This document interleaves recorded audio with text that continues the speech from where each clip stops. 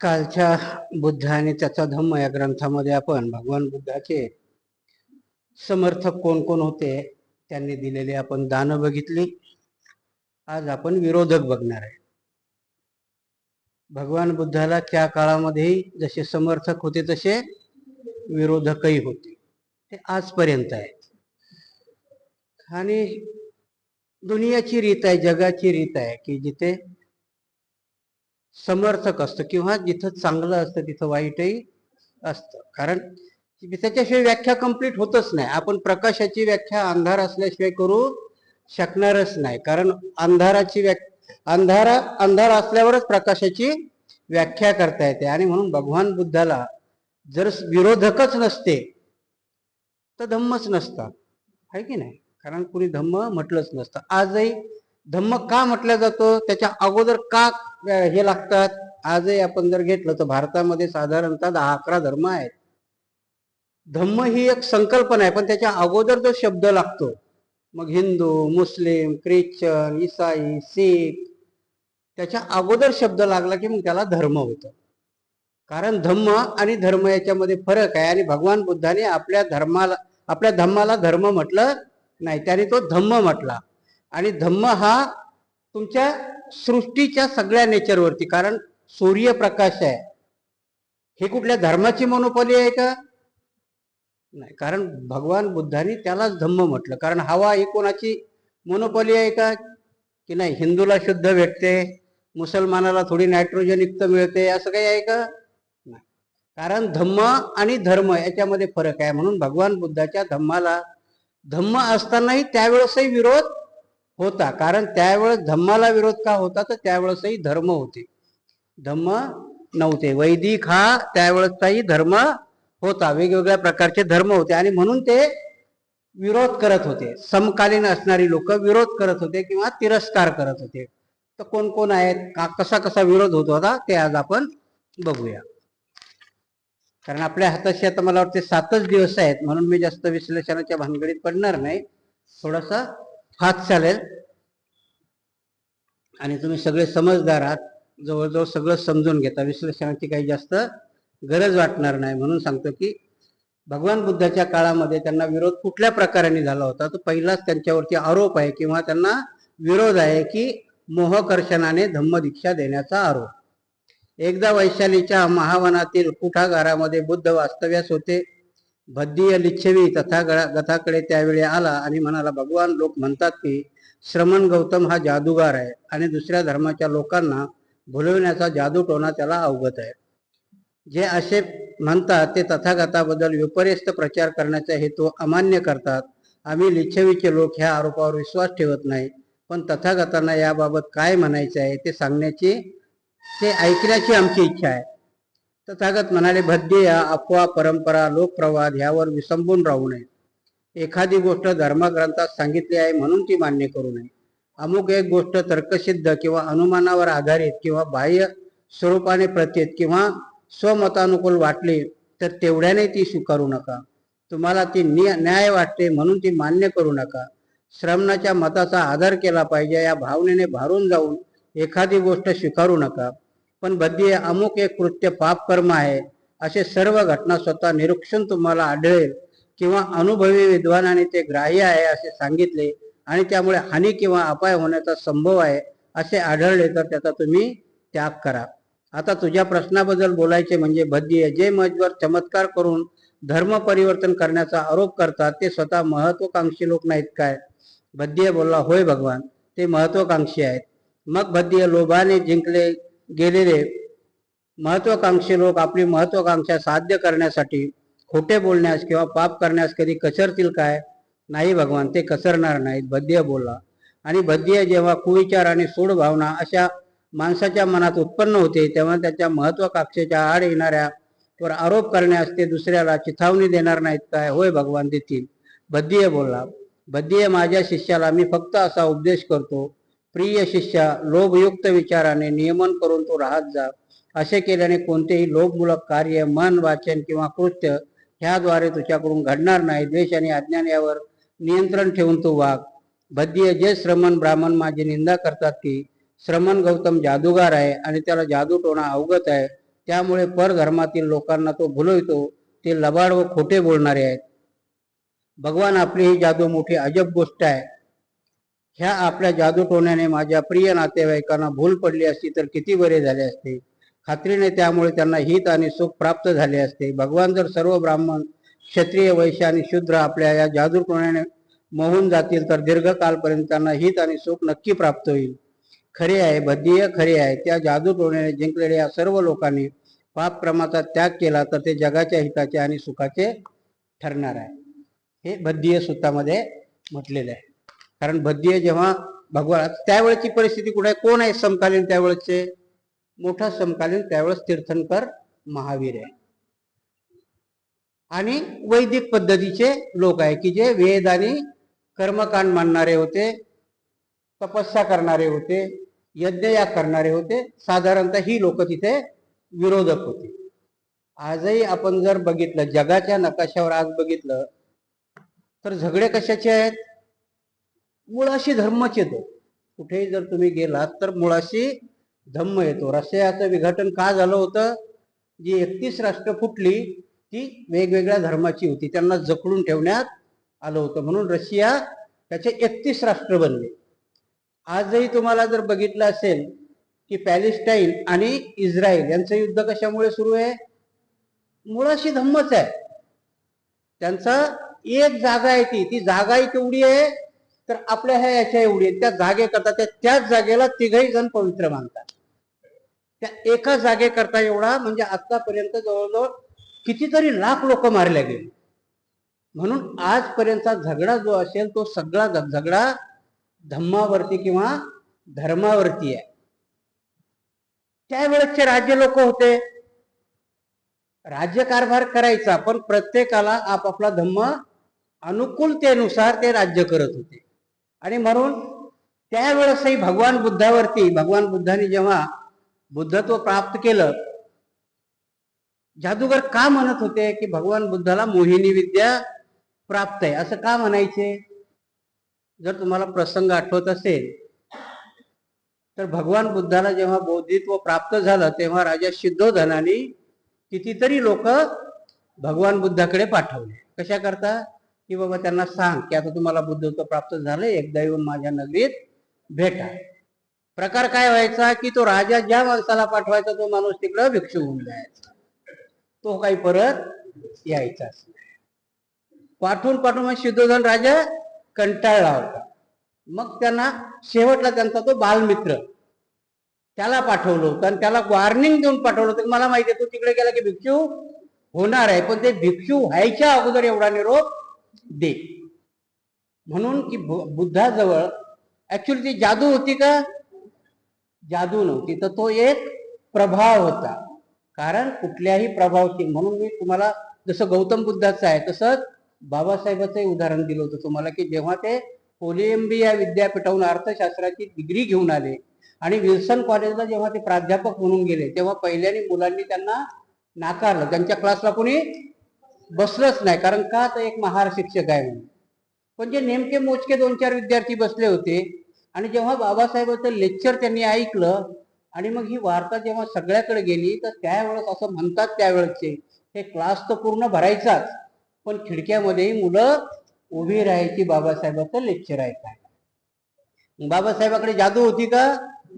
बाबासाहेबाकडे विद्वत्ता होती आणि प्रभाव होता. तसंच बुद्धाच्या बाबतीतही बुद्धाकडे जादू नव्हती, परंतु त्यांच्याकडे प्रभाव होता. आणि म्हणून तो बद्धीय भगवंताला विचारतो की लोक म्हणतात, कारण त्यावेळेचे जे तीर्थंकर होते, जैन होते किंवा त्यावेळेचे जे वैदिक लोक होते ते त्यांच्यावरती तसा आरोप करायचा की त्यांच्याकडे मोहिनी विद्या आहे. आणि भगवान बुद्ध लोकांना मोहिनी विद्येने जादू करून दुसऱ्याच्या धर्माच्या लोकांना आपल्यात समावून घेतात. तेव्हा भगवान बुद्ध त्या बद्धीयलाच म्हणतात की बद्धीय माझी शिकवण अशी आहे का? मी तर इथून सांगायला सुरुवात करतो की मी सांगतोय म्हणून याच्यावर विश्वास ठेवू नका. माझं पहिलं प्रवचन असतं ते की मी बोलतोय म्हणून त्याच्यावर विश्वास ठेवू नका, किंवा कुठल्या ग्रंथात लिहिलंय म्हणूनही विश्वास ठेवू नका, किंवा तुमच्या मनाला ते अनुकूल वाटतंय तरीही विश्वास ठेवू नका. कारण कधी कधी एखादी खोटी गोष्ट आपल्यालाही वाटते ना की ही खरी आहे म्हणून, किंवा कोणीतरी सांगताय म्हणून आपल्याला खरी वाटते. भगवान बुद्ध तिथेही नाही. भगवान बुद्ध फक्त एवढंच म्हणतात की जी तुम्हाला स्वानुभूती होते आणि जेव्हा त्याच्यापासून कुठलंही पाप घडत नाही, नुसतं पापच घडत नाही, तर ती माझ्या हिताची आहे आणि माझ्याच हिताची नाही, ते माझ्या हिताबरोबर दुसऱ्याचं अहित करत नाही, अशा गोष्टीचा जेव्हा तुम्हाला साक्षात्कार होतो किंवा अनुभूती होते तेव्हा ती स्वीकारा. मी एवढ्यापर्यंत सांगतो, मग मी जादूगार कसा? मग कोण आरोप करतोय? आजही तुमच्या पुढे आरोप करणार. आता इलेक्शन आलं, किती मस्त आरोप करते सगळेजण. बीजेपी वाले म्हणते काँग्रेसवाले देशाचे तुकडे करायला निघले, आणि काँग्रेसवाले म्हणते बीजेपी वाली जातीचे तुकडे करायला निघले. दोघंही खोटं बोलते, काही की नाही? दोघं खोटं बोलतात, कारण दोघंही काही खरं बोलत नाही. कारण ह्या त्यावेळेसही तसंच होत होतं. कारण प्रत्येक जण आपापली गोष्ट पटवून सांगण्याकरता पुढे पळतो. परंतु धम्म कशाला म्हणायचं? भगवान बुद्धांनी आपल्या याच्यावर कधी भगवान बुद्धांनी, कारण भगवान बुद्धांनी स्वतःहून सुरुवात केलेली आहे की मी देव नाहीये, मीही तुमच्यासारखाच एका माता आणि पित्याचा पुत्र आहे. फक्त तुमच्यापेक्षा मला काय, तुम्हाला बोधित्व प्राप्त झालंय आणि ते तुम्हालाही मिळू शकतं. फक्त त्या रस्त्याने तुम्ही गेलं पाहिजे, त्या वाटेने तुम्ही गेलं पाहिजे. आणि म्हणून इथे त्याला बद्दीयाला सांगतात की जे लोक कोणी आरोप करतात, कारण ते महत्वाकांक्षी आहेत. जे कोणी का करत होते आरोप? कारण तीर्थंकराला जेव्हा कुठल्याही गोष्टीचं ना, की आता समजा मोदी निवडून आला की हे लोक त्याच्यावर आरोप करतात ना, काँग्रेस निवडून आली की ते लोक त्याच्यावर आरोप करतात. तसंच होतं की भगवान बुद्धाला जेव्हा सगळी लोक मानायला लागली तेव्हा तीर्थंकराला कोणी विचारत नव्हतं. त्यांच्या यांना कोणी म्हणता नाही, ते म्हणायचे नाही की त्या गौतमाचा मध्येच अशी काय जादू आहे. आणि भगवान बुद्ध सत्य सांगत होते. आजही म्हणून म्हणतात की जोपर्यंत सत्य कळत नाही तोपर्यंत माणूस भ्रमित असतो, पण ज्या दिवशी सत्य कळतं त्यावेळेस भ्रांती आपली निघून जाते. आणि सत्य कळाल्यानंतर मग तिथे कोणावरही माणूस विश्वास ठेवत नाही, तर आपल्या मार्गाने चालत राहतो. तसंच भगवान बुद्धाच्या काळामध्ये सगळ्यांना कळून चुकलं होतं की भगवान बुद्ध हे सिद्ध आहेत, भगवान बुद्ध हे सम्यक संबुद्ध आहेत, आणि म्हणून तो जो मार्ग सांगतात तो खरा आहे, म्हणून लोक त्यांचं ऐकत होते. दुसरा आरोप आहे की परोपजीवी असल्याचा आरोप. जसं मी सांगितलं होतं तेव्हाच, काय आतापर्यंत माझ्यासारखा माणूसही समजत होता की भिक्षू लोक परोपजीवी म्हणजे कसं? परोपजीवी म्हणजे दुसऱ्याच्या आधारावर खाणारे, आहे की ना? तिथं भगवंतावर आरोप झाला त्यावेळेस. आताच्या भिक्षूवर होणं काय कठीण आहे का? नाही. कारण सामान्य माणूस कधी कधी आपणही व्याख्या करताना वरवरच्या करतो, ते आपल्याला ठीक वाटतात ना. जसं मी उदाहरण दिलं की जोपर्यंत आपण दुसऱ्याची बाजू ऐकून घेत नाही तोपर्यंत आपल्याला ती एक बाजू खरी वाटत असते, आणि जेव्हा दुसऱ्याची बाजू, मग तुम्हाला खरं काय आणि खोटं काय ते कळता येतं. म्हणून भगवान बुद्धाला त्यावेळेसही परोपजीवी म्हटले ना, की का एवढं मोठं राज्य सोडून दिलं, याला राज्य कारभार करायचा कंटाळा आला, म्हणून आपलं घेतलं भिक्षापात्र हातात तर फिरतो. ह्या आरोप बुद्धाच्या काळात पण आरोप झाला की भगवान बुद्ध हे लोकांना परोपजीवी करतो, म्हणजे कोणालाही सांगण्याचा उद्देश की आळशी बनवतो, काम धंदा करण्यापासून परावृत्त करतो. बघूया कोणाचा हे आहे आरोप. बुद्ध हे परोपजीवी असल्याचा आरोप केला जात असे. ते कष्ट करून स्वतःची उपजीविका न करता दुसऱ्यावर आपल्या जीवनाचा भार टाकतात असे म्हणण्यात येत असे. आरोप आणि तथागताचे त्यावर उत्तर खालील प्रमाणे होते. एकदा बुद्ध हे मगध देशातील दक्षिणगिरी प्रांतातील एकनाला नामक ब्राह्मणाच्या गावात राहत होते. त्यावेळी कृषी भारद्वाजाचे 500 नांगर शेतीसाठी जोडले जात होते. पहाटे लवकर चिवर घालून आणि भिक्षापात्र घेऊन त्या ठिकाणी ब्राह्मण काम करीत होता. त्या ठिकाणी तथागत गेले. त्यावेळी तिथे भोजनही आणण्यात आले होते. तथागत एका बाजूला उभे राहिले. ते भिक्षेसाठी उभे राहिले आहेत असे पाहून ब्राह्मण म्हणाला, श्रमण, मी नांगरतो, पेरतो, मगच मी खातो.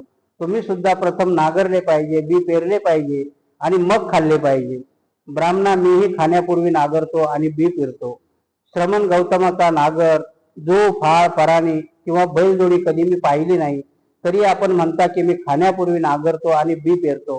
तुम्ही कृषीवल असल्याचा दावा करता, पण तुम्ही कसलेली जमीन तर कुठे दिसत नाही. तुम्ही शेती कशी करता ते मला ऐकायचं आहे. बद्दा, हे माझे बीज तपस्या ही वर्षा, प्रज्ञा हे जो आणि नांगर, पाप भिरुता हा दंड, विचार ही जो बांधण्याची दोरी आणि दक्षता हा नागराचा फाळ आणि पराणी. तथागतांनी उत्तर दिले, वचन आणि कर्म ह्यामध्ये दक्षता व भोजन संयम ठेवून निरुपयोगी गवतापासून मी शेतीला जपतो आणि अंतिम आनंदाचे पीक उगवेपर्यंत मी सतत खपत असतो. प्रज्ञा हा माझा पुष्ट बैल आहे, जो खडबडीत जमिनीलाही कचरत नाही आणि सरळ शांतीच्या मार्गाने जिथे दुःखाचा लवलेशही नसतो त्या अंतिम स्थानी मला तो घेऊन जातो.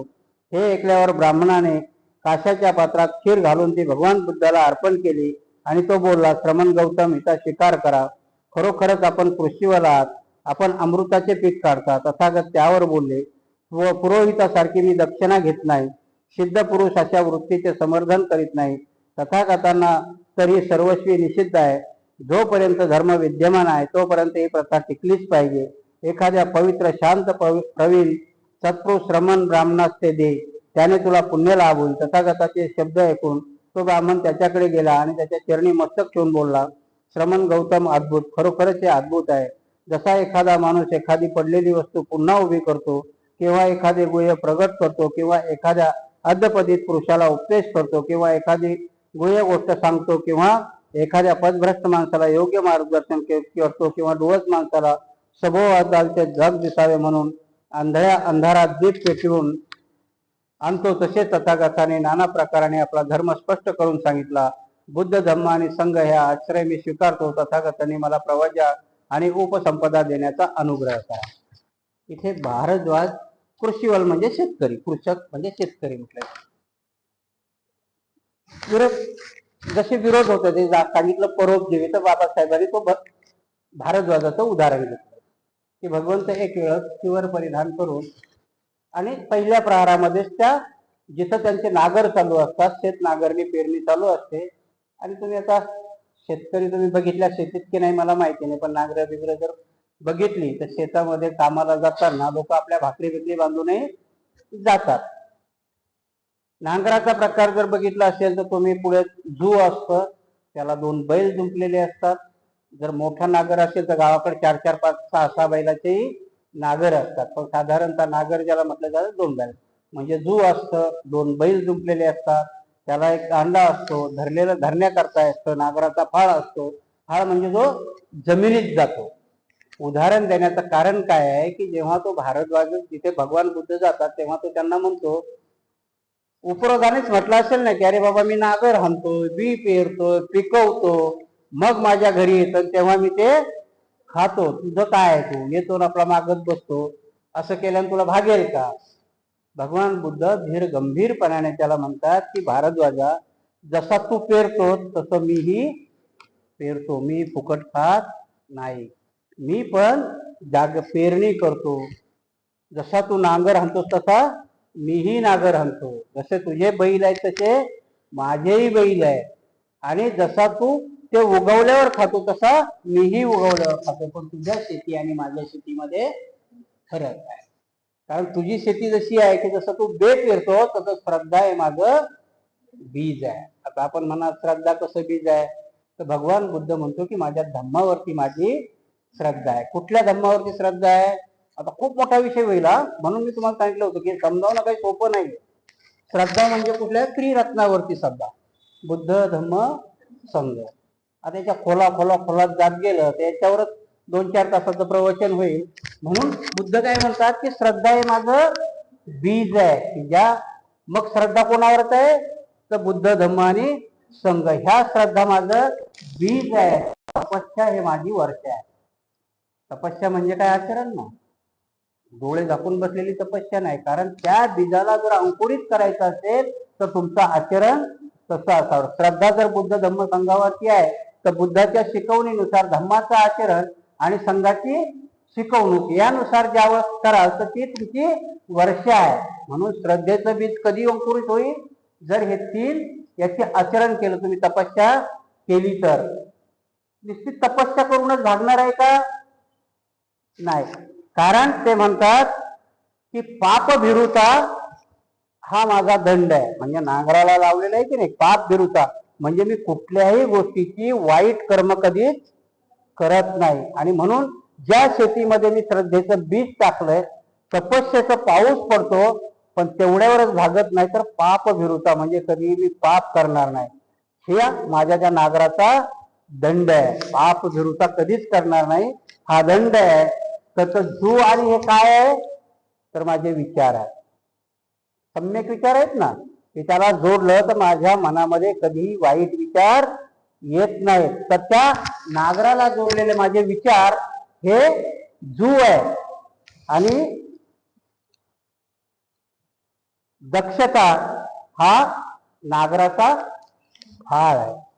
दक्षता हा नागराचा फाळ आहे. दक्षता म्हणजे कसं, मी सावध आहे, नेहमी कुठल्याही गोष्टी करण्यापासून मी सावध आहे, आणि म्हणून दक्षता हा माझा त्या नागराचा फाळ आहे. अशा प्रकारची शेती मी करतो. म्हणजे काय करतो की धम्म करतो. आणि त्यावेळेस कारण याला जुंपलेले जे बैल आहेत ते मला निर्वाणाकडे घेऊन जातात, आणि त्या शांतीच्या निर्वाणाकडे तिथे एवढा प्रमोद आहे, एवढा आनंद आहे, त्याच्यामध्ये मी नेहमी दक्ष असतो. जशी तू शेती ही करतो तशी ती शेती मी करतो. आणि ती शेती मी तीच करत नाही, तर ती शेती करण्याला मी दुसऱ्यालाही उद्युक्त करतो, प्रवृत्त करतो.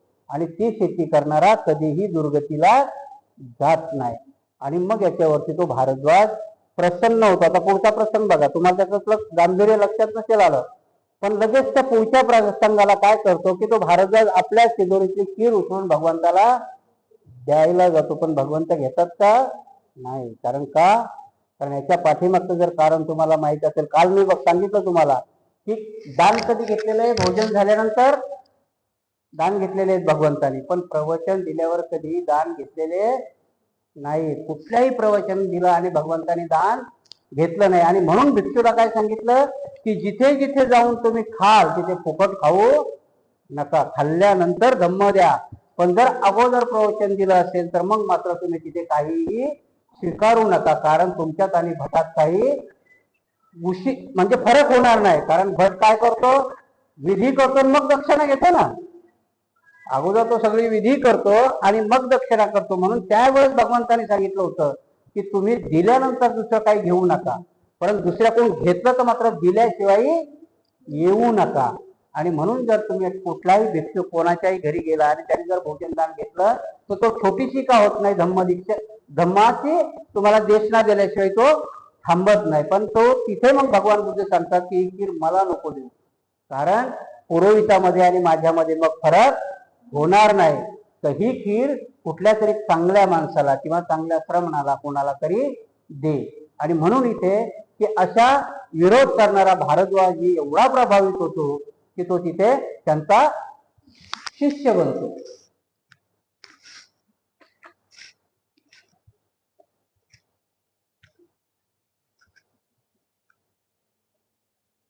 सुखी संसार उद्ध्वस्त केल्याचा आरोप, भगवंतावरती बरेचसे आरोप झालेले. काय होतं की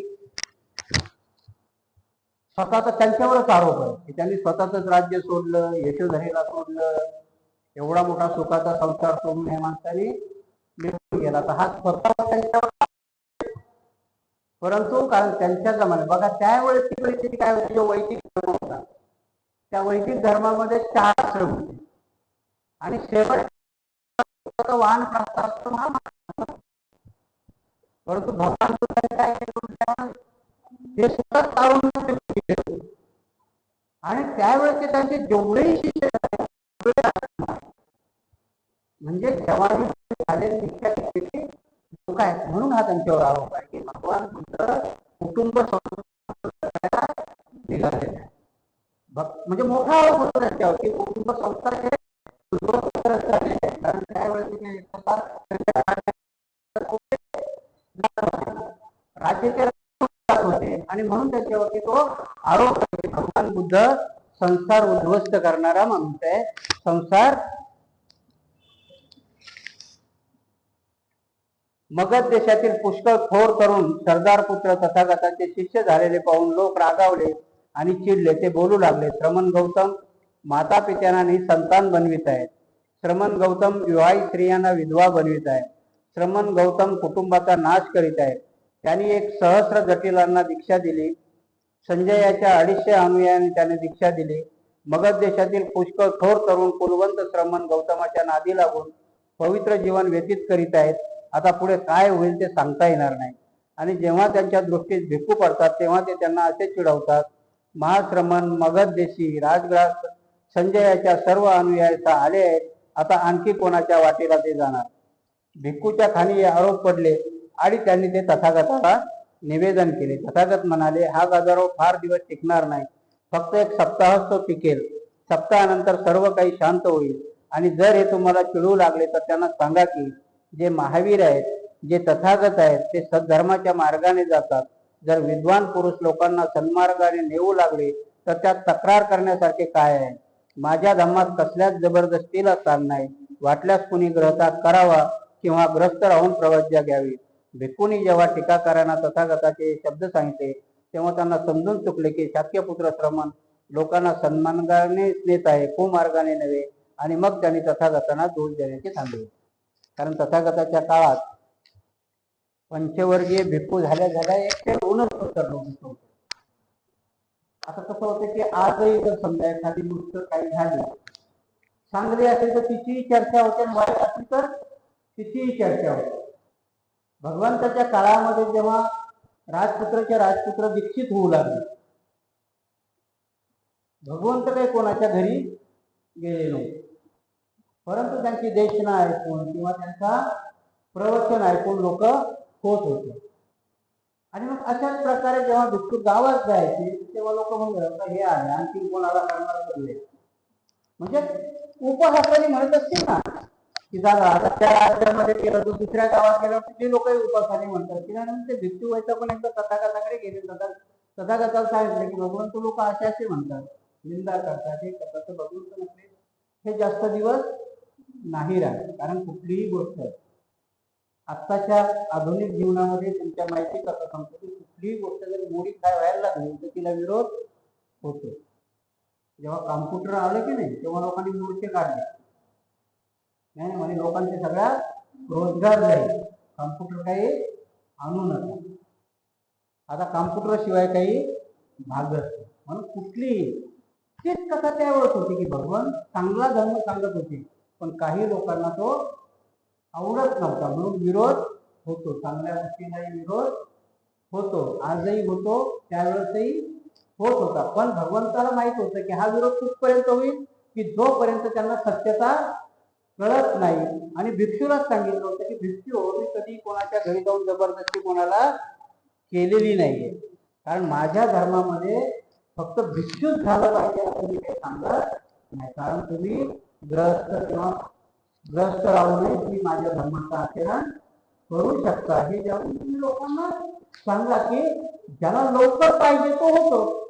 कारण भगवान बुद्धाच्या धर्मामध्ये सांगितलं की निर्वाण हे लवकर कोणाला मिळतं तर भिक्षूला. कारण त्याने सगळा परित्याग केलेला असतो. आणि त्यावेळेस म्हणजे पाप कर्म किंवा त्याला अंधाधुंदी एवढी मोकाळली होती की त्यावेळेसची लोक वैतागली. कारण प्राण्याच्या हत्या होत होत्या, वेदामध्ये किंवा त्या बली दिली जात होते आणि त्यावेळेसची लोक ग्लानीत गेली होती. आणि म्हणून कुठलीही गोष्ट जर एखाद्या वाईट गोष्टीला चांगलं जर पर्याय असेल तर लोक त्याच्यावर चुकून पडतात. साधं उदाहरण देतो तुम्हाला, ओढीच्या जातं. माझं तुम्हाला आठवतंय की नाही माहिती, पण आमच्या मुंबईमध्ये धारा नावाचे एक तेल आलं होतं ओढीचे, डबल फिल्टर आहे म्हणायचं. आणि त्याची ऍडव्हर्टाईजच अशी झाली की याने म्हणजे कोलेस्ट्रॉल वाढत नाही. आमच्या मुंबईमध्ये रांगा लागल्या घ्या. चांगली गोष्ट जर ती कळली लोकांना तर त्याच्या पाठीमागे म्हणजे लोक रांगा लावतात. तिथंच बुद्धाचं झालं की त्यावेळेस वैतागलेले लोक आणि त्यांना एक चांगला धर्म, ज्यावेळेस तो धर्म मिळाला त्यावेळेस त्यांच्या पाठीमागे तुफानासारखी लोक धावायला लागली होती. आणि म्हणून भगवान बुद्धांनी सांगितलं की हा जो प्रकार आहे जास्त दिवस चालणार नाही. आणि म्हणून भगवान बुद्धांनी भिक्षूला सांगितलं की त्यांना सांगा की आम्ही कुणावर जबरदस्ती करत नाही आणि त्याला भिक्षूच झालं पाहिजे असा माझ्या धर्माचा अट्टहास नाहीये. फक्त काय आहे कधीतरी आपण म्हणतो ना, आता तुम्हाला एक उदाहरण देतो. डॉक्टर आपल्याला ऍडमिटच करून का घेतात? कधी विचार केला डॉक्टर ऍडमिट करून का घेतात? कारण आपण घरी निष्काळजी, आपल्याला दिलेली जे दोष असतात ते आपण घरी बरोबर घेत नाही आणि म्हणून डॉक्टर त्यांच्या नियंत्रणात तेवढ्या दिवसाकरता आपल्याला ऍडमिट करून देतात. तेच जर आपण घरी घेतलं, सलाईन लावायचं ते चिकलं, डॉक्टरला काय गांग लावतो आमच्या घरी, नाही म्हणतील कधी लावा म्हणतील. तसंच आहे, भगवान बुद्धांनी सांगितलं की कधीपर्यंत येतील की ज्या दिवशी त्यांना कळेल की मी ग्रहस्थ राहूनही या धर्माचं आचरण करू शकतो, तेव्हा भगवान बुद्ध म्हटले की या लोकांच्या मनाच्या प्रकार निघून जातील. जे मला विरोध करतात ते होणार नाही. फक्त तुम्ही सांगा त्यांना की भिक्षुक होणं काही ह्या धर्मामध्ये जबरदस्ती नाहीये, पण हा जर तुम्हाला निर्वाणापर्यंत लवकर जायचं असेल तर मग होणं जरूर.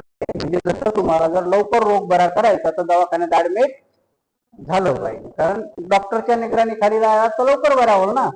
तसंच आहे, भिक्षू झाला तर आचरण लवकर सुधारतं. कारण तुम्ही जर गृहस्थी राहिलात तर मोह आणि माया लवकर सोडू शकत नाही, आणि म्हणून निर्वाणाच्या मार्गावर लवकर जाऊ शकाल का? सद्गतीला जाऊ शकाल. म्हणून भगवान बुद्धांनी सांगितलं की जबरदस्ती कोणालाही आम्ही करत नाही. हा जो आरोप करतात हा खोटा आरोप आहे.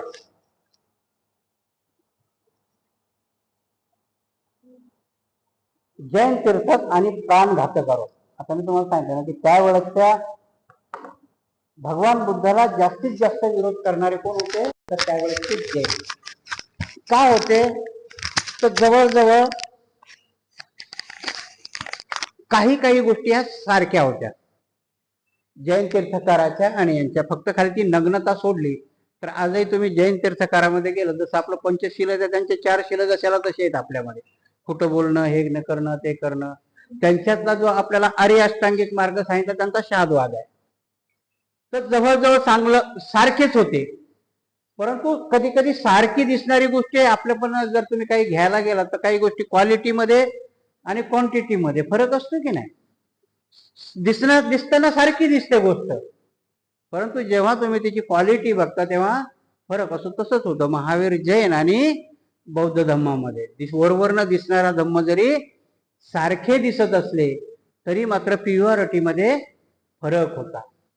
आणि म्हणून त्यावेळेस त्या लोकांनाही जैन धर्म पहिल्याने आकर्षित करत गेला, परंतु जेव्हा बुद्धाचं तत्वज्ञान सांगत गेले तेव्हा मात्र जैन धर्म मागे पडत गेला. आणि जैन धर्मीयांनी मग मात्र भगवान बुद्धावरती प्राणघातक हल्लेही करायला सुरुवात केली. म्हणजे भगवान बुद्धाला ते शाब्दिक विरोध होते का? नाही, तर त्यांच्यावरती प्राणघातक हल्लेही झाले, त्यांची म्हणजे बदनामी करण्याचेही विरोध झाले. त्याचप्रमाणे जैन धर्मीयांनी त्यांच्या प्राणघातकाचाही आरोप केलेला आहे. तीर्थकांना वाटू लागले की श्रमण गौतमाच्या प्रभावामुळे लोक आता आपणास आदर दर्शवित नाहीत. एवढेच नव्हे तर आपल्या अस्तित्वाची देखील त्यांना जाणीव दिसत नाही. तीर्थकांनी विचार केला त्याचा प्रभाव नाहीसा करण्यासाठी काहीतरी उपाय केला पाहिजे, कुणाचे तरी सहाय्य घेतले पाहिजे. सुंदरीच्या मदतीने हे काम यशस्वी होऊ शकेल. ते सुंदरीकडे नेले आणि तिला म्हणाले, भगिनी तू अत्यंत सुंदर आणि आकर्षक आहे. श्रमण गौतमाबद्दल जर तू कुवार्ता प्रस्तुत केलीस तर लोक तिच्यावर विश्वास ठेवतील आणि त्यामुळे त्यांचा प्रभाव कमी होईल. दररोज सायंकाळी जेव्हा जेतवनाहून शहराकडे लोक परत येत त्यावेळी हातात पुष्पमाला, कर्पूर आणि सुगंध घेऊन जेतवनाकडे सुंदरी जात असे. परतणारे लोक विचारत, सुंदरी कुठे जातेस? त्यावर ती उत्तर देत असे, मी श्रमण गौतमाकडे त्याच्या गंधकुटीत राहण्यात जात आहे. तीर्थकाच्या उद्यानात रात्र घालून प्रातकाल होताच ते तिथून परत असे. जे कोणी तिला विचारत की रात्रभर तू कुठे होतीस त्यांना ती सांगत असे, श्रमण गौतमाकडे. काही दिवसानंतर तीर्थकाराने मारेकरी बोलावून त्यांना सांगितले की सुंदरीला ठार मारा आणि गौतमाच्या गंधकुटीजवळ कचरापट्टी तिचा देह फेकून द्या. मारेकऱ्याने त्याप्रमाणे केले. त्यानंतर तीर्थकाने सरकारी न्यायाधीशाकडे तक्रार केली की सुंदरी जेतवनात जात असे आणि आता ती कुठे दिसत नाही. सरकारी अधिकाऱ्याच्या मदतीने शोध करताना कचरापट्टीत तिचा देह त्यांना आढळला. आपल्या गुरुची अब्रू वाचवण्यासाठी सुंदरीची हत्या केल्याचा आरोप तीर्थकाने तथागताच्या शिष्यावर केला. सुंदरीची हत्या केल्याबद्दल मिळालेल्या धनाची वाटणी मारेकरी दारूच्या गुत्त्यावर करीत असताना आपसात भांडू लागले. सरकारी अधिकाऱ्यांना त्यांना ताबडतोब पकडले आणि त्यांनी गुन्हा कबूल केला. ज्याच्या प्रेरणेने हत्या करण्यात ते प्रवृत्त झाले त्या तीर्थकाचाही त्यांनी उल्लेख केला. अशा प्रकारे तीर्थकाचा उरला सुरला प्रभावही त्यांनी गमावला. म्हणजे भगवान बुद्धावरती त्यावेळेस म्हणजे आता किती प्रभाव असेल की भगवान बुद्धावरती एक षडयंत्र रचल्या गेलं. सुंदरी कोण होती? ती सुंदरबाई होती.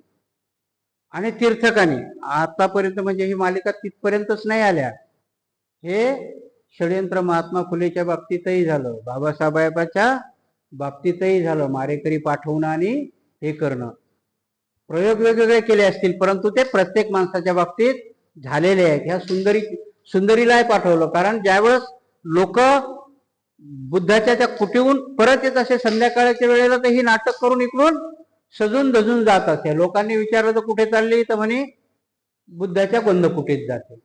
ती राहायची तीर्थंकराच्या आश्रमामध्ये रात्रभर, आणि सकाळी लोक उठल्यानंतर ती तिकून येताना लोकांना सांगायची की मी कुठून आले? तिथून आले. काही दिवस हा क्रम चालला. म्हणजे षडयंत्र करताना पुरावेदार बी निर्माण केल्या जात होते. आणि मग परत काय केलं त्यांनी? की नुसते पुरावेदार नाहीच केलं, तर त्या बिचारीला मारूनही टाकलं. मारून टाकलं आणि ती कुठे टाकली? कचऱ्यामध्ये, भगवान बुद्धाच्या गंधकुटीमध्ये. कुठलाही अपराध झाकल्या जात नाही. मागे मी तुम्हाला तेच उदाहरण दिलं होतं की शीना होरा नावाच्या पोरीचं मारली तिच्या आईने, सावत्र बापानेच नेऊन पनवेलच्या जंगलात टाकली. 6 वर्ष नाही पता लागला. परंतु जो, मला वाटतं इंद्राणी मुखर्जी की असं काहीतरी नाव होतं तिच्या आईचं, तिचा पहिला नवरा, त्यालाही सोबत घेतलं होतं, आणि ड्रायव्हर, 4 लोक त्या खुनात सामील होती. पण तो ड्रायव्हर 6 वर्षानंतर एका ठिकाणी दारू प्यायला बसला. बघा, भगवंताच्या काळात बी दारू पिताना षडयंत्र उघडकीस येतं. ते षडयंत्र आताही कसं उघडकीस आलं? तेव्हाही तो ज्या लोकांनी त्या सुंदरीला मारलं होतं, तर त्यांच्या वाटणीहून भांडणं झाली दारू पिऊन. पैसे दिले असतील ना, आणि मग ते लक्षात आलं. तसंच हा शीना ओराचा खून करणारा बी बारमध्ये दारू पीत बसला होता, आणि दारूच्या नशेत त्यांनी सांगितलं होतं मोठा ऍक्टिव्ह 6 वर्षापूर्वी खून केला, कोणाला काही पत्ता लागला नाही, बाजूला हवालदार होता. षडयंत्र जर उघडकीस यायचं असेल तर तसं येतं. म्हणून त्यावेळेसही भगवान बुद्धावरती आरोप करणारा, पण तो त्यांच्या पैसे घेण्याच्या भांडणातून तो गुन्हा उघडकीस आला, आणि म्हणून त्यावेळेसही भगवान बुद्धावरती आरोप करणं. काय होतं नेमकं त्याच्यात? की भगवान बुद्धाचा प्रभाव कमी व्हावा. भगवान बुद्धाला जे काही लोक मानतात त्यांनी ते मानू नये, म्हणून त्यांच्यावरती हा बदनामीचा आरोप, की त्यांना खून केला असा आरोप होऊ नये, त्या सुंदरीचा खून केला अशाही प्रकारचे आरोप भगवान बुद्धावर त्यावेळेस झाले होते. जैन तीर्थक आणि अनैतिकतेचा आरोप. त्याच्यानंतर जैन तीर्थक तेवढ्यावरच नाही थांबले, तर भगवान बुद्धावरती अनैतिकता म्हणजे बदफैलीचा पण आरोप लावला, की भगवान बुद्ध एका बाई बरोबर अनैतिक संबंधही करतात. तुम्ही वाचलं असेल की तिचं नाव चिंचा आहे. तो प्रकार आता आपण इथे बघूया. सूर्योदयाबरोबर जसे काजवे लुप्त होतात, तशी तीर्थकाची दशा झाली. लोक त्यांना आदर किंवा उपहार देणार. राज रस्त्यावर उभे राहून ते बोलू लागले, जर श्रमण गौतम बुद्ध असतील तर आम्ही आहोत. जर श्रमण गौतमांना दान देऊन पुण्य मिळत असेल तर आम्हालाही दान केल्याने पुण्य प्राप्त होईल. यास्तव आम्हास दान द्या. लोकांनी त्यांच्या ह्या बडबडीकडे दुर्लक्ष केले. जेव्हा श्रमण गौतमाच्या चारित्र्याबद्दल कंडी पसरवून संघाला बदनाम करण्याचा त्याने गुप्त कट रचला, त्यावेळी श्रावस्तीमध्ये चिंचा नावाची एक ब्राह्मणी योगिनी राहत असे. तिचा देह आणि रूप आकर्षक होते. आपल्या अंगवेक्षापाने ती वासनोत्तेजक प्रभाव निर्माण करू शके. तीर्थकापैकी एक कुटील तीर्थकाने सुचवले की चिंचाच्या साह्याने गौतमाबद्दल कंडी उठवून त्याला बदनाम करणे सुलभ होईल. बाकीच्या तीर्थकांनी या सूचनेस संमती दर्शवली. एके दिवशी चिंचा तीर्थकाच्या उद्यानात आली आणि अभिवादन करून ती त्यांच्याजवळ बसली, पण कुणीही तिच्याशी बोलले नाही. ह्यामुळे चकित होऊन ती बोलली, मी काय अपराध केलाय? 3दा मी आपणास अभिवादन केले, पण आपण शब्दही बोलत नाही. तीर्थक बोलले, भगिनी, तुला माहित नाही काय की आपल्या लोकप्रियतेमुळे श्रमण गौतम आम्हास बाधक झालाय? नाही, मला माहित नाही, पण ह्याबद्दल मी काही करू शकेल काय? भगिनी, जर तुला आमचे भले करायचे असेल तर तू स्वतः गौतमाबद्दल कंड्या उठव, जेणेकरून त्याची लोकप्रियता नष्ट होईल. ठीक आहे, ह्या बाबतीत आपण निशंक करा आणि सर्व मजवर सोपवा, असे म्हणून ती तिथून निघून गेली. स्त्री सुलभ आकर्षण कलेत आणि नैसर्गिक सौंदर्य विशेषात चिंचा कुशल होती. श्रावस्तीचे नागरिक जेतवनाहून प्रवचन ऐकून परत येत त्यावेळी रक्तवस्त्र परिधान करून सुगंध लिहून हातात पुष्पमाला घेऊन चिंता जेतवनाकडे जाण्यास निघे. जर कुणी तिला विचारले तर कुठे निघालीस, तर त्यावर ती उत्तर दे, तुम्हाला काय करायचे. जेतवनाजवळील तीर्थकारात रात्र घालून ती प्रातःकाळी शहराकडे परत येई.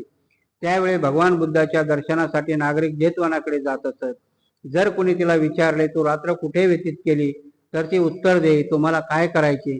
मी जेतवनात श्रमण गौतमाच्या गंधकुटीत त्याच्याबरोबर रात्र घालवली. काही लोकांच्या मनात ह्या तिच्या उत्तरामुळे संदेह निर्माण होई. 4 महिन्यानंतर आपल्या पोटावर जुनी चिरकुटे गुंडाळून त्याचा आकार वाढवून तिने सांगण्यास सुरुवात केली की श्रमण गौतमापासून आपल्याला गर्भप्राप्ती झाली आहे. काही लोकांनी तिच्या या शब्दावर विश्वास ठेवला. 9व्या महिन्यात तिने एक लाकडी फळी आपल्या पोटावर बांधली आणि कीटक दंशाने हात सुजवून घेऊन त्या स्थानी भगवान बुद्ध भिक्खू व ग्रस्तासमोर प्रवचन करीत होते तिथे जाऊन ती म्हणाली, हे महान उपदेशक, आपण पुष्कळ लोकांना धर्मोपदेश करता. आपली वाणी मधुर आहे आणि आपले ओठ फार नाजूक आहेत. आपल्याशी संबंध येऊन मी गर्भवती झाली आहे आणि माझ्या प्रसूती समय समीप आला आहे. आपण माझ्या प्रसूतीची काहीच व्यवस्था केली नाही. तसेच अडीअडचणीसाठी औषध पाण्याची काहीच सोय केलेली दिसत नाही. जर स्वतः तुम्हाला ही व्यवस्था करणे शक्य नसेल तर आपल्या शिष्यापैकी कौशल नरेश राजा, अनाथ पिंडिक किंवा विशाखा अशा कोणाला तरी ते करण्यास का सांगत नाही.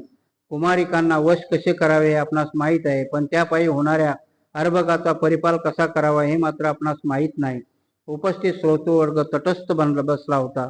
आपले प्रचवन अर्धवट सोडून अत्यंत संयमाने गंभीर स्वरात भगवान बुद्ध बोलले, हे भगिनी, तुझे काही आता सांगितले त्याची सत्यता फक्त आपण दोघातच माहीत आहे.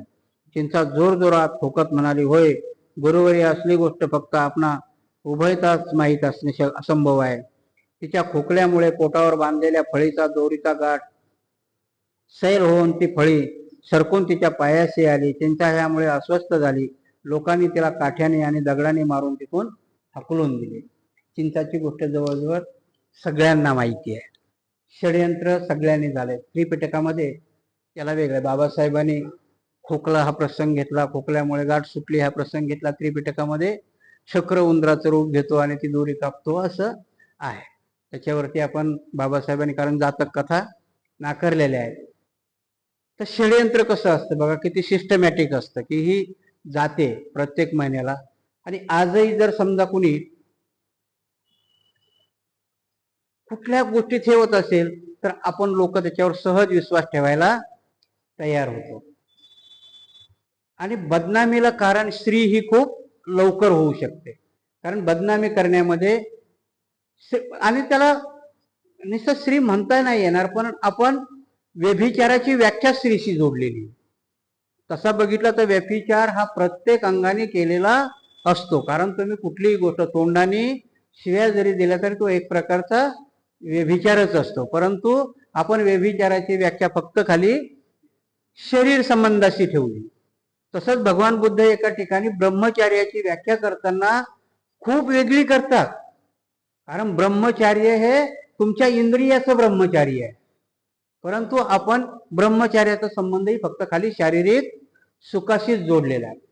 इंद्रियाने तुमच्या डोळ्यांनी ब्रह्मचार्य पाळायचं, कानाने ब्रह्मचार्य पाळायचं, जिभेने ब्रह्मचार्य पाळायचं, ह्या एका प्रवचनात भगवान बुद्धांनी सांगितलेल्या गोष्टी आहेत. परंतु आपण मोजक्या ठिकाणी गेलो आणि म्हणून इथेही चिंचा किंवा स्त्री माणसाच्या बदनामीला कारण होते. कधी कधी तुम्ही केलेल्या वाईट गोष्टी ह्या झाकल्या जातात, पण स्त्रीने केलेली बदनामी ही खूप लवकर होते. म्हणून चिंचाचं उदाहरण इथे बाबासाहेबांनी घेतलं की चिंचा ही जायची. बरं, तिने 9व्या महिन्याचा तिचा आरोप आहे कसा. परत काही वाक्याकडे लक्ष द्या तुम्ही. भगवान बुद्ध तिला काय म्हणतात की भगिनी, तू जे करून आलीस पोटावर, तू जे करून आलीस याची सत्यता फक्त तुला मलाच माहिती आहे. म्हणजे भगवान बुद्धाला काय म्हणायचंय की मला माहितीये की मी किती पवित्र आहे आणि तुला माहितीये की तू किती कलंकिनी आहेस.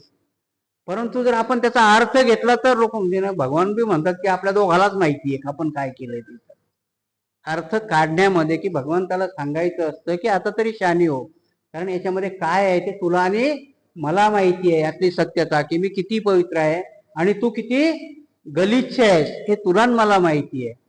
आणि तिथे समजा की ते बाबासाहेब लिहितात की त्या फळीवरचे कपडे जेव्हा पडतात तेव्हा लोक मारतात. आणि त्यावेळेस जसंही आहे की तुमच्यातले जेव्हा आपल्यातले वैगुण्य किंवा खोट्याची जेव्हा उजागरता होते तेव्हा मात्र लोकही त्याला त्या निंदेला साथ देत नाही.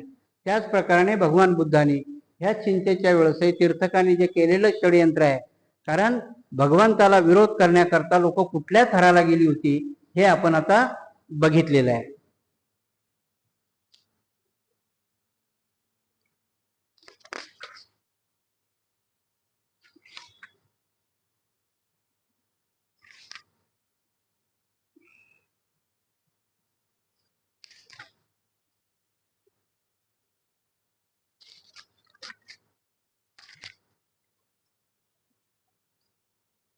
त्याच्यानंतरचा आहे देवदत्त आणि शत्रू. देवदत्तही त्यांचा भाऊच लागत होता. असूया आणि माणसाला ईर्ष्या कुठपर्यंत नेऊन पोहोचवतात. तर देवदत्त आणि भगवान बुद्ध यांचं बालपणापासूनच एकमेकाची ईर्ष्या आहे. प्रसंग तुम्हाला तो वाचलाही असेल की जेव्हा हंसाला बाण मारला जातो आणि तो बुद्धाच्या कुशीत येतो, तिथपासून जे सुरू होतं त्यांचं, तर भगवान बुद्धाला बुद्धत्व प्राप्त झालं, संघही निर्माण झाला, पण तिथेही त्याची ईर्ष्या काही मिटत नाही. आणि म्हणजे पूर्ण याच्यामध्ये जर बघितलं तर देवदत्ता एवढा शत्रू भगवान बुद्धाला कुणीही नव्हता. कारण त्यांच्या जसं तीर्थकही त्यांच्या मरणावर टपलेले होते, तशी देवदत्ताने 3-4 वेळेस, तर देवदत्त तर निष्ठा त्यांच्या याच्यावरतीच नाही, तर देवदत्त भिक्षू झाल्यानंतरही काही दिवसांनी तो परत कपिलवस्तूला येऊन यशोधरेवरती त्याची वाईट नजर असते वय झाल्यानंतरही. बघूया देवदत्ताचं बाबासाहेबांनी ते काय काय लिहिलंय तिथं. देवदत्त हा भगवान बुद्धाचा भाऊ होता, पण प्रथम पासूनच तो भगवान बुद्धाचा द्वेष करीत असे आणि त्याला त्याच्याबद्दल तीव्र घृणा वाटत असे. बुद्धाने ग्रहत्याग केल्यानंतर यशोधरेची लगट करण्याचा त्याने प्रयत्न केला. एकदा यशोधरा झोपण्याच्या तयारीत असताना दरवाजाच्या सेवकांना चुकून भिक्खूच्या वेशात तिच्या शयनगारात त्याने प्रवेश केला. यशोधरेने विचारले, श्रमणा, तुला काय हवे आहे? माझ्या स्वामीकडून माझ्यासाठी काही निरोप आणला आहेस काय? तुझा स्वामी, त्याला काय तुझी परवा? तुला ह्या सुखनिवासात निर्दयपणे एकटी टाकून तो निघून गेला, पण पुष्कळ लोकांच्या कल्याणासाठी त्याने हे केले. यशोधरीने उत्तर दिले, काहीही असो, पण त्याच्या निर्दयतेचा सोड तू आता घे. श्रमण, गप्प बस. तुझी वाणी आणि विचार दुर्गंधीने भरलेले आहेत. यशोधरे, तू मला ओळखले नाहीस. मी तुझा प्रियकर देवदत्त. देवदत्त, तू फसवा आणि दुष्ट आहेस हे मला माहीत आहे. तू कधी श्रमण झालास तरी वाईटच होशील असे मला वाटत होते, पण तू इतका अधम वृत्तीचा असशील असा मात्र संशय आला नव्हता. माझे तुझ्यावर प्रेम आहे. देवदत्ताने विनवणी केली, आणि तुझा पती तुझा तिरस्कार करतो. तो तुझ्याशी दुष्टपणे वागला आहे. माझ्यावर प्रेम कर आणि त्याचा दुष्टतेचा सूड घे. यशोधरेच्या फिक्कट आणि क्रूश चेहऱ्यावर रिक्तमाची छटाव आली. तिच्या गालावर अश्रू उघळू लागले. देवदत्ता, तूच माझ्याशी दुष्टपणाने वागत आहे. तुझे प्रेम जरी निश्चिम असले तरी तो माझा अपमान ठरला असता. मी तुझ्यावर प्रेम करतो असे सांगतानाही तू खोटे बोलत आहेस. जेव्हा मी तरुण आणि सुंदर होते तेव्हा तू माझ्याकडे डुकूनही पाहिले नाहीस. आता मी वयस्क शोकमग्न झाले आहे आणि अशा रात्रीच्या अनुचित समयी तू विश्वासघातकी आणि अपराधी प्रेमाची घोषणा करण्यास आला आहेस. तू दुष्ट भ्याड पुरुष आहेस. आणि ती ओरडली. देवदत्त चालता हो इथून, आणि देवदत्त तिथून निघून गेला. आपल्या संघप्रमुख आणि कर्ता सारीपुत्त आणि मोगलायन ते स्थान दिले ह्याबद्दल देवदत्ताचा भगवान बुद्धावर रोष होता. देवदत्ताने भगवान बुद्धावर 3दा प्राणघाताचे प्रयत्न केले, पण तो एकदाही यशस्वी झाला नाही. एकदा बुद्ध गृधकोट पर्वताच्या पायथ्याशी सावलीत येरझारा करीत होते. दगड खाली लोटून दिला, पण तो एका खडकावर आदळला आणि तिथल्या तिथे गाडला गेला. फक्त त्याचा एक लहानसा तुकडा तथागताच्या पायावर येऊन आदळला आणि त्यामुळे थोडे रक्त आले. त्याने दुसऱ्यांदा भगवान बुद्धाचे प्राणहरण करण्याचा प्रयत्न केला. ह्यावेळी देवदत्त राजकुमार अजातशत्रूकडे गेला आणि म्हणाला, मला थोडे लोक दे. आणि अजातशत्रूने आपल्या लोकांना आज्ञा केली, देवदत्त तुम्हाला सांगेल तसे करा. मग देवदत्ताने एकाच आज्ञा केली, जा मित्रा, श्रमण, गौतम बुद्ध अमुक जागी आहेत, त्यांची हत्या करा. आणि जो मनुष्य परत आला आणि त्याला म्हणाला, मी तथागताचे प्राणहरण करण्यास असमर्थ आहे, त्याने तथागताचे प्राणहरण करण्यास 3रा प्रयत्न केला. ह्या समयी राजगृहात नलगिरी नावाचा एक क्रूर नालायक नरघातक हत्ती होता. देवदत्त राजगृहातील हत्तीच्या तबिल्यात गेला आणि रक्षकांना म्हणाला, मी राजाचा नातेवाईक आहे आणि मी कुठल्याही नीच पदस्थ व्यक्तीला उच्चपदी चढवू शकतो, मी त्याचा शिदा किंवा पगार वाढवू शकतो. तेव्हा माझ्या मित्रांनो, जेव्हा श्रमण गौतम सडकेवर येतील तेव्हा नालागिरीला मुक्त करा आणि सडकेवर जाऊ द्या. देवदत्ताने बुद्धांना मारण्यासाठी धनुर्धराची नियुक्ती केली होती. त्याने पिसाळलेल्या नलगिरी हत्तीला त्यांच्या अंगावर सुटे सोडले होते, पण तो यशस्वी झाला नाही. जेव्हा ते हे प्रयत्न उघडकीस आले तेव्हा देवदत्ताला प्राप्त झालेल्या सर्व सार्वजनिक नेमणुका रद्द झाल्या आणि नंतर अजातशत्रूने त्याला भेटीगाठी नाकारल्या. उपजीविकेसाठी त्याला दारोदार भीक मागावी लागली. देवदत्ताला अजातशत्रूकडून पुष्कळ नजराणे प्राप्त झाले होते, पण ते फार टिकू शकले नाहीत. नलगिरी प्रकरणानंतर देवदत्ताचा आशय संपूर्ण नष्ट झाला. आपल्या कृत्यामुळे अप्रिय झाल्यामुळे देवदत्त मगध देश सोडून कौशल देशात गेला. राजा प्रसंजित आपले स्वागत करील अशी त्याची अपेक्षा होती, पण प्रसंजिताने त्याला तुच्छतेने वागणूक दिली. आपण इथे बघितलं, त्रिपिटकामध्ये खूप मोठे प्रकरण आहेत देवदत्ताचे, कारण देवदत्तावरती खूप काही लिहिले. प्रत्येक प्रसंगामध्ये इथे बाबासाहेबांनी 3 प्रसंग घेतले. ऍक्च्युली देवदत्तही हा सिद्ध होता, नव्हता असं नाही. कारण अजातशत्रूला, त्यावेळेच्या अजातशत्रूला पटवणे काही खायचं काम नव्हतं. अजातशत्रूने बिंबिसार राजाचा खून करून तो राजा झाला होता आणि तो एवढा देवदत्ताच्या आहारी गेला होता. कारण का, तर देवदत्ताला जी सिद्धी प्राप्त होती त्या सिद्धीमुळे देवदत्त हा अजातशत्रूच्या शयनगृहामध्ये सर्व दरवाजे बंद असताना प्रगट झाला होता. आणि अजातशत्रूला वाटलं होतं की भगवान बुद्धासारखाच हा पण सम्यक संबुद्ध आहे, आणि म्हणून त्याने त्याला मदत करायचं ठरवलं होतं.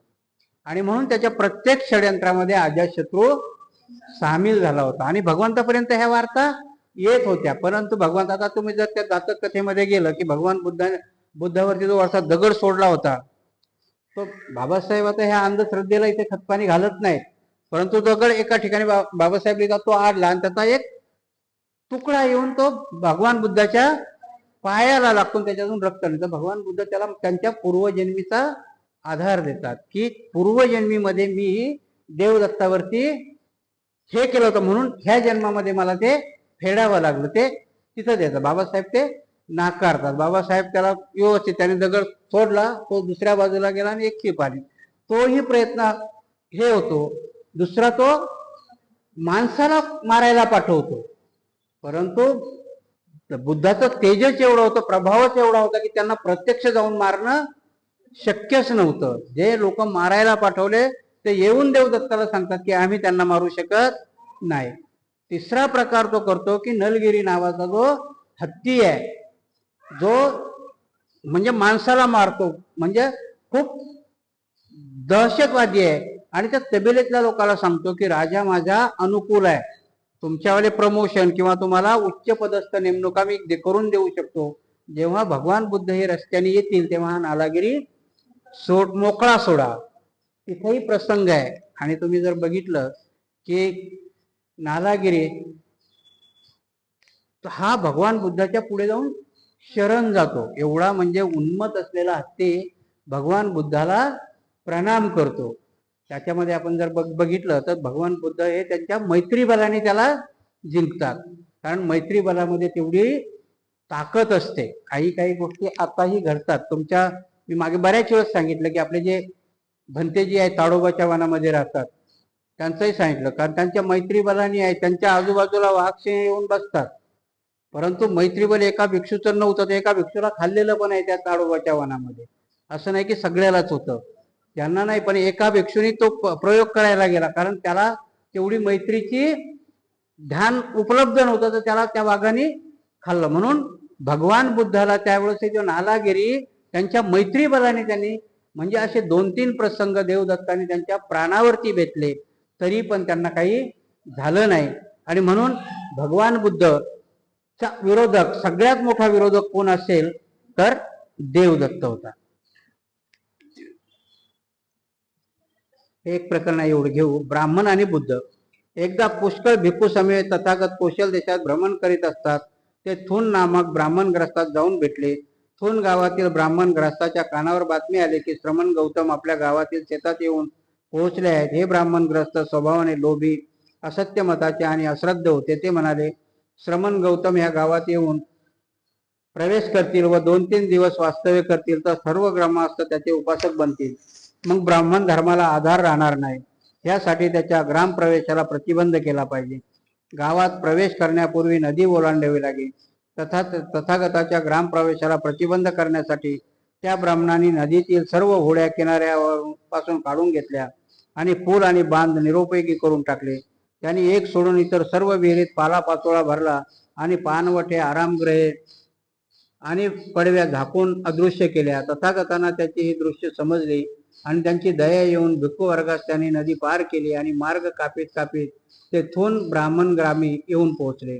तथागत सडक सोडून एका बाजूस झाडाखाली जाऊन बसले. त्या समयी पुष्कळ स्त्रिया पाणी घेऊन तथागताच्या जवळून जात होत्या. त्या गावाने निश्चय केला होता की श्रमण गौतम तिथे आले तरी त्यांचे स्वागत करायचे नाही आणि जर ते एखाद्या घरी गेले तर त्यांना किंवा त्यांच्या शिष्यांना अन्न किंवा पाणी द्यायचे नाही. एका ब्राह्मणाची दासी पाण्याचा घडा घेऊन जात असता तिच्या नजरेस तथागताने भिक्खू पडले. ते थकलेले व तहानलेले हे जाणून ती भाविक दासी त्यांना पाणी देणार होती. ती मनाशी म्हणाली की जरी गावच्या लोकांनी श्रमण गौतमाचे स्वागत करू नये किंवा त्यांना काही त्रास देऊ नये असे ठरविले तरी त्या पुण्यक्षेत्र व दानपात्र लोकांना पाहून त्यांना थोडे पाणी देऊन माझ्या मुक्तीचा पाया जर मी घातला नाही तर मी दुःखातून कशी बरे मुक्त होऊ शकेल. काय वाटेल ते हो, या गावचे सर्व लोक मला मारोत किंवा बांधून ठेवो, या पुण्यक्षेत्रांना मी पाणी दिले वाचून राहणार नाही. दुसऱ्या स्त्रियांनी तिला थांबवण्याचा प्रयत्न केला, पण एकदा निश्चय केल्यावर जीवाची पर्वा न करता तिने आपल्या डोक्यावरचा घाडी खाली ठेवला व ती तथागताजवळ गेली आणि तिने त्यांना पाणी दिले. त्यांनी आपले हातपाय धुतले व पाणी प्राशन केले. तथागतांना तिने पाणी दिल्याची हकीकत तिच्या ब्राह्मण धन्याला समजली. तिने गावाच्या ठरावाचा भंग केला आहे आणि लोक मला दोष देत आहेत अशा विचाराने संतप्त होऊन दातोट खाऊन तो तिच्या अंगावर धावला आणि खाली पाडून लाथाबुक्क्याने त्याला मारले. ह्या मारामुळे ते मरण पावले. ग्रामवस्ती म्हणजे त्यावेळेस केवढा मोठा विरोध होता बघा. त्या गावात भगवान बुद्ध जाणार आहेत त्या ब्राह्मणाला अगोदरच दहशत पडलेली की आमच्या गावात जर भगवान बुद्ध आले तर आमचं धर्माचं दुकान बंद होईल. आणि म्हणून त्या गावात त्यांनी ठराव केला की भगवान बुद्धाला या गावात कोणी भिक्षा देणार नाही. तेवढंच काय तर ज्या नदीतून त्यांना यायचं त्या नदीचा पूलही तोडून टाकला त्यांनी. तेवढंच काय तर एक विहीर ठेवली फक्त आपल्याला पाणी पिण्याकरता, बाकीच्या सगळ्या विहिरीत कचरे बिचरे टाकून मोकळे केले. म्हणजे त्यावेळेसही लोक किती नफरत करत होते की म्हणजे भगवान बुद्धाला नफरत करण्याची किती आताच्या जगामध्येही तेवढी नफरत होते. तुमच्या माहिती करता सांगतो, तुम्हाला इथे माहिती आहे की नाही माहिती आहे, औरंगाबादचा किस्सा आहे. जेव्हा डॉक्टर बाबासाहेब आंबेडकरांच्या नावाने हे विद्यापीठ जेव्हा करायचं झालं त्यावेळेस डॉक्टर बाबासाहेब आंबेडकरांचं नाव आपल्या डिग्रीवरती येऊ नये म्हणून ह्याच युनिव्हर्सिटीमध्ये ती डिग्री घेण्याकरता झुंबड पडली होती. आणि कोण होते ते डिग्री घेणारे तुम्हाला जरी कारण त्यावेळेस मला आठवते चांगलं, कारण घेणारे कोण होते, धनगर, कुंभार, ही अशी लोक. म्हणजे नफरत किती होती बाबासाहेबांची की त्या बाबासाहेबाचं नावही आमच्या डिग्रीवरती येऊ नये. हा किस्सा आहे इथला औरंगाबादचा. तो ठराव बघा, म्हणजे नफरत करायलाही किती कारणीभूत असतात की कोण्याही आपल्या संघटनेने मागणी केलेली नाही डॉक्टर बाबासाहेब आंबेडकरांचं नाव विद्यापीठाला द्या म्हणून. कुठल्या संघटनेने नाही केलेली आपल्या. तरी त्यावेळेसचा मुख्यमंत्री शरद पवार नावाचा माणूस दोन्ही सभागृहामध्ये ठराव करतो. लोकशाहीचा नियम आहे की जर दोन्ही सभागृहामध्ये ठराव पास होत असेल तर त्याची अंमलबजावणी 24 तासाच्या आत झाली पाहिजे. त्यावेळेस शरद पवार पुलोचं सरकार दोन्ही सभागृहामध्ये ठराव पास करतो पण अंमलबजावणी व्हायला 16 वर्ष लावतो. का करतो हे तर त्याला हे नफरतीचं पीक पिकवायचं होतं आणि ह्या नफरतीच्या पिकामध्ये कितीतरी लोकांचे खून झाले, कितीतरी लोकांच्या घराच्या राख रांगोळ्या झाल्या. त्यावेळेस नेमकंच उदयाला आलेलं दलित पॅंथर 16 वर्ष फक्त हे एकाच प्रस्तावावरती लढत राहिलं. कारण तुमची ऊर्जा कुठे एका प्रश्नावर घालायची एवढं नफरती राजकारण ते करतात आमच्या लोकांच्या लक्षात तेव्हाही ते आलं नाही. म्हणून आमची ती लढाऊ संघटना त्यांनी एका प्रश्नावरती निष्प्रभ करून ठेवली. आजही आमच्या ते लक्षात येत नाही. म्हणून सांगतो की नफरत तेव्हा फक्त खाली गौतम बुद्धाचीच केली का? बाबासाहेबाची नफरत. म्हणून मला तो प्रसंग आठवतो. माझ्या वर्गातली मुलं ती म्हणायची की नाही नाही आता लवकर आम्हाला, कारण मी अजून नाही घेतलं, एम.कॉमचंही नाही घेतलं आणि बीकॉमचंही मी डिग्री सर्टिफिकेट घेतलेलंच नाही आजपर्यंत नाही. पण त्यावेळेच्या माझ्या क्लासच्या लोकांनी, कारण 15-20 दिवसांनी त्याची अंमलबजावणी होणार आहे असं कळल्यावरती रांगा लागल्या, कारण बाबासाहेबाचं नाव त्यांना त्या सर्टिफिकेटवरती नको होतं. म्हणून गौतम बुद्धाच्या काळामध्येही नफरत खूप होती. त्यावेळेसचाही ब्राह्मण विहिरीमध्ये विष्ठा टाकत होता. त्याच्यामध्ये विष्ठा लिहिलेल्या आहेत, इथे कचरा लिहितात बाबासाहेब, पण त्यावेळेस विष्ठा टाकत होते, कारण भगवान बुद्धाला पाणी पण प्यायला मिळू नये. पण अशाही याच्यामध्ये एक बाई होती, किती प्रभावित होती, कारण त्यावेळेस बुद्धाचं तेजच असं होतं.